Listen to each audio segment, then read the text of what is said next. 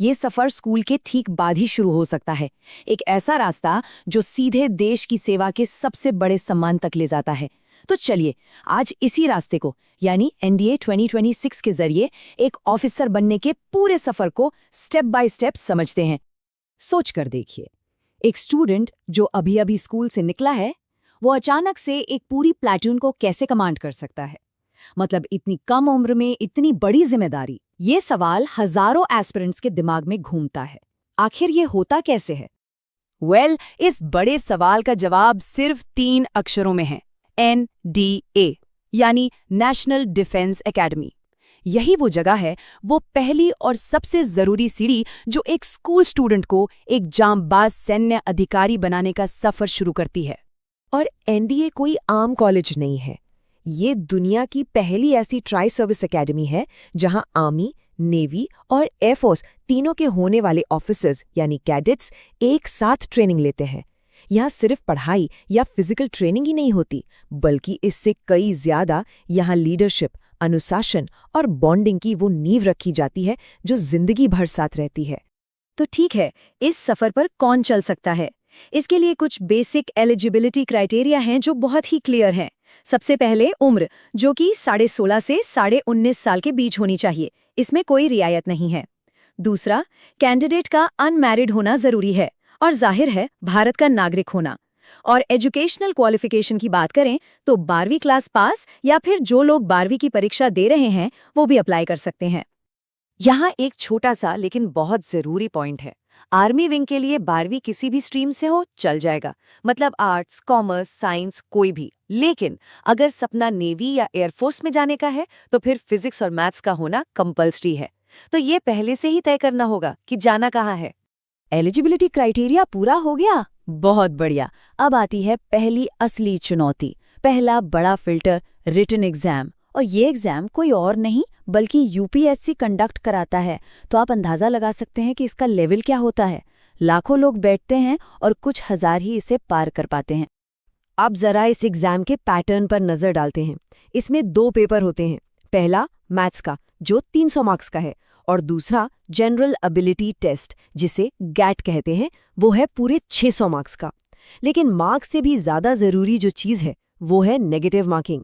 जी हाँ, हर एक गलत जवाब पर मार्क्स कटते हैं। मतलब अंदाजे से काम नहीं चलेगा, एक्यूरेसी बहुत जरूरी है। अच्छा, अब जो ये गैट का पेपर है 600 नंबर का, इसे थोड़ा और डिटेल में देखते हैं। इसमें से 200 मार्क्स तो अकेले इंग्लिश के हैं और बाकी के 400 मार्क्स में जनरल नॉलेज और साइंस है। मतलब physics, chemistry, bio, history, geography, current affairs, सब कुछ। तो ये साफ है कि सिर्फ मैथ्स या सिर्फ साइंस से बात नहीं बनेगी, ओवरऑल नॉलेज बहुत तगड़ी होनी चाहिए। तो सवाल ये उठता है कि टारगेट स्कोर क्या रखा जाए।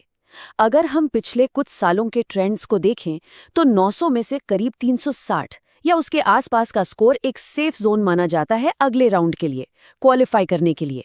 हाँ, ये कट ऑफ हर साल थोड़ा ऊपर नीचे होता है, पर ये एक अच्छा बेंचमार्क है दिमाग में रखने के लिए। तो रिटन क्लियर हो गया, बधाई हो। लेकिन लड़ाई अभी आधी ही जीती है। अब आता है अगला और शायद सबसे मुश्किल पड़ाव, SSB इंटरव्यू। और प्लीज इसे कोई नॉर्मल जॉब इंटरव्यू समझने की गलती मत करना। ये 5 दिन तक चलने वाला एक इंटेंस पर्सनैलिटी और इंटेलिजेंस टेस्ट है जो कैंडिडेट को अंदर बाहर से पूरी तरह परख लेता है। तो ये 5 दिन कैसे होते हैं? देखिए, ट्रेडिशनल प्रोसेस में पहला दिन होता है स्क्रीनिंग का, और यहीं पर करीब 70 से 80% लोग बाहर हो जाते हैं। जो बचते हैं वो अगले 4 दिनों में psychological test, group task, obstacle race और पर्सनल इंटरव्यू जैसे कई दौर से गुजरते हैं। और फिर 5वें दिन होती है फाइनल कॉन्फ्रेंस, जहां ये तय होता है कि कैंडिडेट को रेकमेंड किया जाएगा या नहीं। लेकिन रुकिए, यहाँ एक बहुत बड़ा अपडेट है। ऐसी खबरें हैं कि एसएसबी की जो ये पहले दिन की प्रक्रिया है, इसमें एक बड़ा बदलाव होने जा रहा है। और ये इतना बड़ा बदलाव है कि ये तैयारी करने वालों के लिए एक गेम चेंजर साबित हो सकता है। तो ये बदलाव है क्या? देखिए, जो अभी OIR यानी ऑफिसर इंटेलिजेंस रेटिंग टेस्ट और PPDT यानी picture perception and description test होता है, उसे एक नए कंप्यूटराइज्ड सिस्टम से रिप्लेस करने की बात चल रही है। और इसका सबसे बड़ा असर क्या होगा? पहले दिन के स्क्रीनिंग प्रोसेस से ग्रुप डिस्कशन हट जाएगा। तो इस नए सिस्टम का मकसद क्या है?